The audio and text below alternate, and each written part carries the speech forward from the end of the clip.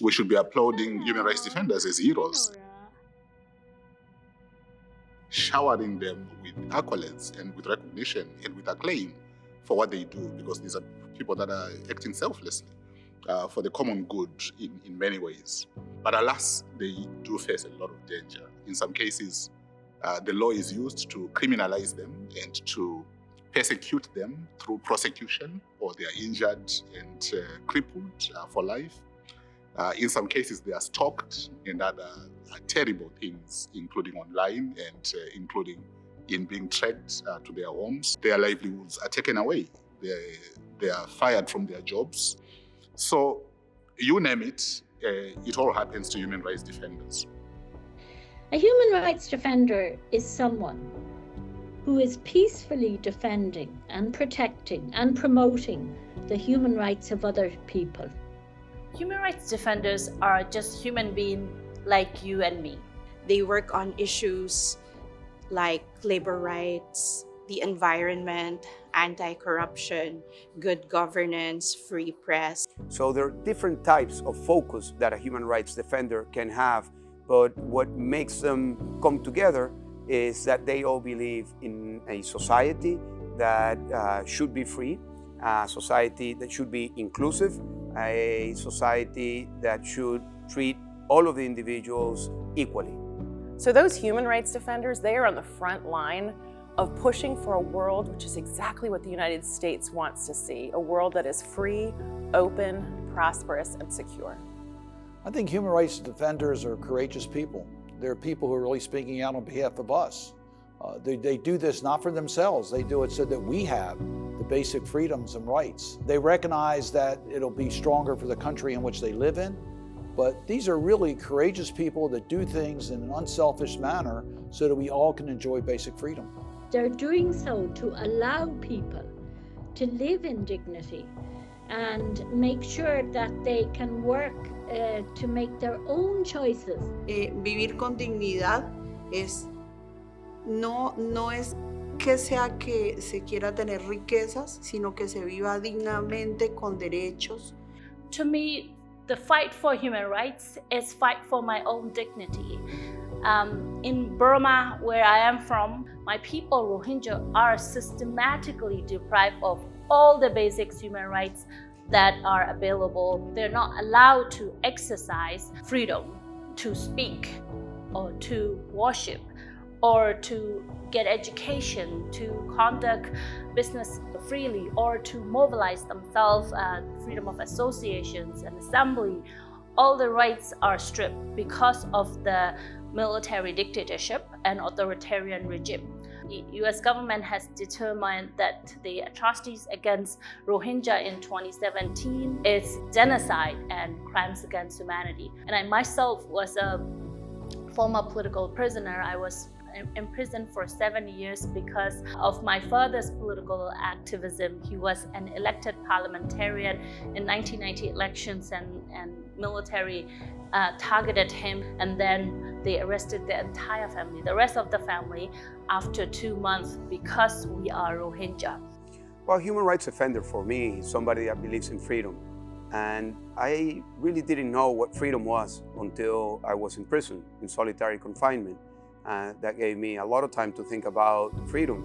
But throughout the last 20 years, I was the target of 3 murder attempts. In one of them, a friend of mine, Carlos Mendoza, was shot right next to me. I was abducted. Our movement was declared illegal. Our offices were raided. My house was raided. My parents' house was raided. I was permanently followed by the authorities of the regime in Venezuela. I was going to win the governorship of Caracas, the capital of my country, and I was simply taken out of the ballot. So, you know, I come to this after a long walk, and I have seen personally, I have lived through what it means for different types of freedom to be taken away from you. But it's not only me. You know, the people I share my dreams with in Venezuela have also been victims much in the same way. Only from my movement, more than 500 people have been thrown into prison, many of them tortured, some of them killed. So for us, it's very personal. For us, it's very personal in the sense that we know the consequences of being somebody that cares for human rights, for democracy, and for freedom. Any government that is not doing that very basic thing of protecting its most vulnerable population is a failed democracy. No, the government of Uganda doesn't protect me. All I see is an anti-gay law that was passed by Parliament overwhelmingly, enacted by the President, and now upheld by the Constitutional Court. And because I could be literally arrested anytime for promotion of homosexuality and thrown in jail for 20 years, for being in a consenting same-sex adult relationship, and thrown in jail for life, it's hard to kind of think of an oasis or a safe space, and that is nowhere for any citizen of any country to live. We want to live. We want to live in peace. We want to be left alone. We want to have that luxury of not being afraid every day. We grew up in an environment where the spirit of Ubuntu, that is oneness, brotherhood, sisterhood, was so alive.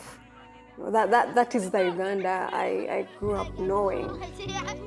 And despite being afraid to go back home, I have a duty to the community to continue to speak truth to power, to fight for these rights that really are not negotiable. I have to keep going because so many people depend on us not giving up. El mensaje es mientras tenga vida, mientras tenga fuerzas para seguir, yo voy a seguir en mi causa, en poder seguir defendiendo esa Amazonía, esa tierra hermosa.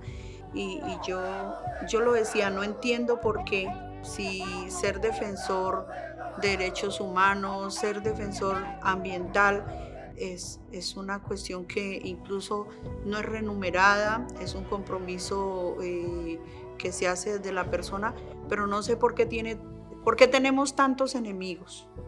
Y ser defensor en Colombia se ha vuelto eso, es lo más riesgoso que hay. Nuestra lucha es por la protección de la vida, el territorio y la biodiversidad en esa Amazonía, en ese sector frontera con el Ecuador, un sector muy apreciado para nosotros, muy precioso para nosotros. Sí, hemos recibido amenazas en varias ocasiones. Hay algunas y algunos que todavía no nos han matado, ojalá que no nos maten, pero que también han acabado con la tranquilidad, digamos, incluso hasta con la seguridad de uno como persona. Mi inspiración siempre han sido mis hijos y en este momento más que todos mis nietos. Son 4 hijos, 8 nietos que tengo, nietos que adoro.